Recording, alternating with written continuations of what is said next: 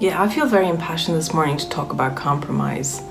Yeah, compromise is something that will have you out of integrity with your sense of self, which means you'll have lost awareness of your true identity, and therefore you've completely lost awareness of the identity of the seeming others that you're interacting with. Compromise usually occurs with this perception of two and this idea of one relating to another.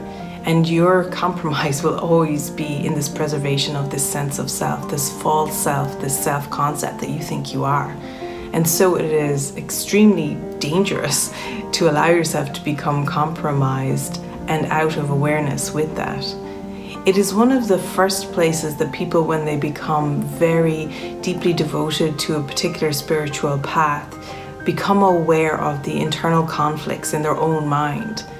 And so rather than focusing on the external compromises, we want to use those compromises that you start to notice and form to draw awareness to the conflicting beliefs, thoughts, and desires in your mind.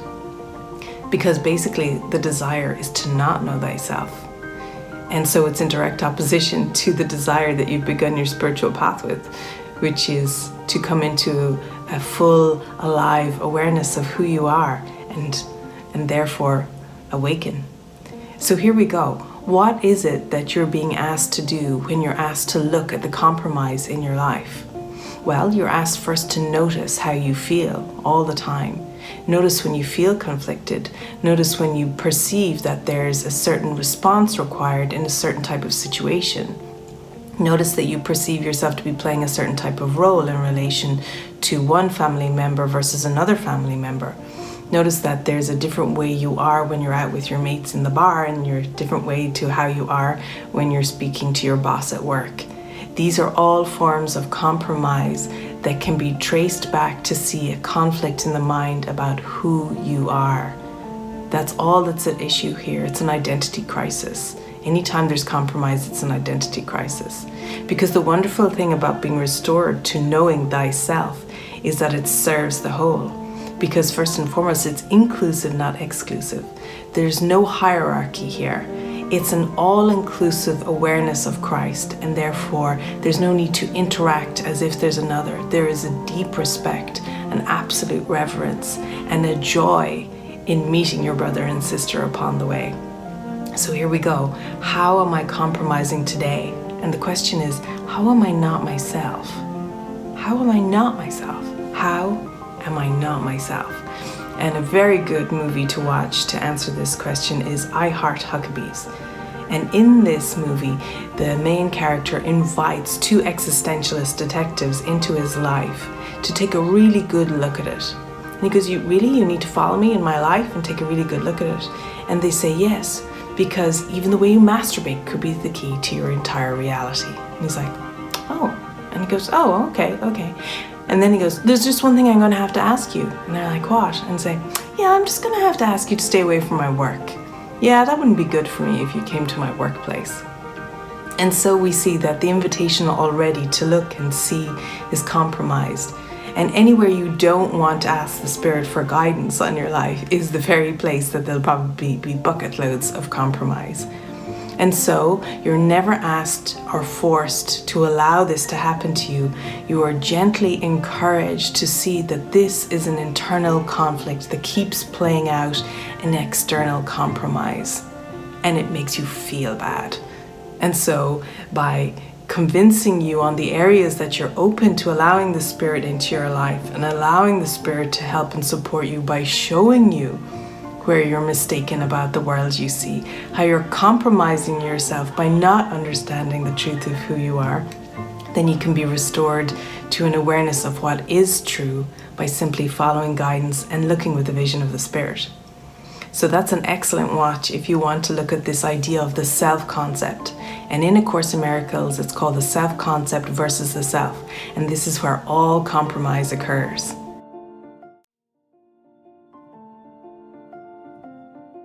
So, how am I not myself? At a very simple level today, once you turn off this video, even as you watch this video, you can notice, who am I watching this video? What attitude have I taken in my mind? It's not just in your facial movements, it's not just in the patter of your voice, it's not in the words you say, it's in the attitude deep in your mind which says, this is who I am. And this is who I am in relation to even the one I'm watching right now speaking. Who am I? So there are two ways to see it. Either it's a mirror and a reflection of something, or else it's other. And the easiest way is to always consider that it's a reflection. It's a reflection of something, and if there's a repulsion to it, or if there's a craving for it, then that can be looked at. Either way. And I'm not that, or I want that. In any way, is this sense of lack within ourselves, or this sense of compromise where we don't understand that we are everything as a reflection of an inward condition that's being expressed so the mind can see it and awaken. And that must all be taken back as the projection and accepted 100% and used as evidence to become aware of what's believed and desired in the mind. Or we must simply see, there for the grace of God go I. There go I. There, thank you for outpicturing today what I needed to see that was so challenging for myself. This part of myself I wanted to keep in reserve and say, I'm not that. I'm not that. Or I want to be that. I want to be that, and I'm not it already. It undoes all desire for change. It undoes all desire for competition.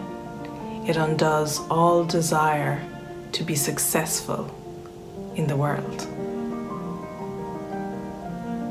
Because you are already that.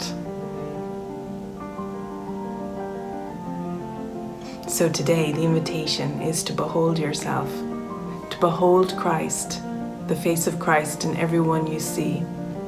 And if you feel any push away, allow yourself to notice where that's coming from, where the I'm not that is, where the defense is, where the fear is in the mind. And when you see I want that and I'm not that, notice where the grabbing is and the unworthiness is in the mind. And see that coming back to a singular desire for peace is all that's asked. Coming back to an awareness of non-compromise is all that's asked.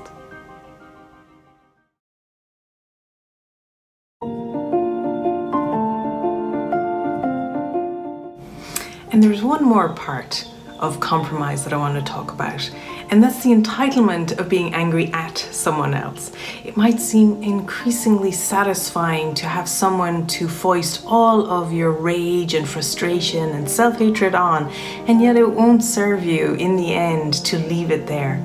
So by all means today, do enjoy where that compromise is hitting you, that it is their fault that you are angry and annoyed and irritated. And then as soon as you've chewed on that sufficiently and brought to awareness the entire injustice of how they are mistreating you, how terrible they are, and how you would never be like that, reel it all back in and see that something in the pointing towards you has given you a sense that you do not like what you are seeing. You do not like what you are being shown. You do not like it. And you are compromising your sense of self by not willing to examine what this pointing finger is showing you. Where are you being poked? Look at where you are being poked. Take a good look at where you are being poked and sit with it. And notice that you must be somewhat in agreement of it. You must actually be believing what's being said about you, and that is the compromise. The compromise approach to settling that is to say, that's just not true, that's just not fair. Isn't it? Sounds like an invitation to me. Reel it back in, look at where you feel poked, look at where you feel compromised in responding and blaming another for making you feel a certain way, and then sit with how you actually feel. Allow yourself to feel all the emotions of how you actually feel by taking away this image of the other. and seeing how the image of the self that you believe yourself to be, this false self, and this need to control how that false self is seen and received by the world is affecting you. Because it is affecting you, and yet it's all internal. You're completely making up a drama in your own mind based on the need to protect this false sense of self, this false self-concept that you have made of yourself and that you are protecting at all costs. The thing is that it's not true. It's a very small version of yourself compared to the vastness of Christ and who you are in truth. And so we come back to that invitation to know thyself. You are not to forgive others. That's not what the Course is teaching. The Course teaches, forgive your brother for what he did not do. Forgive your brother for what he did not do. You're asked to come back to seeing that it is this self-concept that you've been protecting and wanting the rest of the characters in this seeming world to line up to reinforce. And when you are willing to drop that compromise in who you are, you'll be able to receive all your brothers and sisters wholeheartedly. There will be no sense of self and other. There will be an ollie ollie all income free.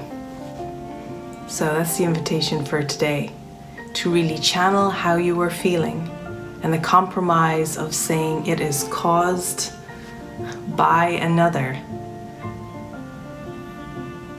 Tracing it back in your mind and taking total responsibility for everything you see and total responsibility for how you feel. I am doing this to myself.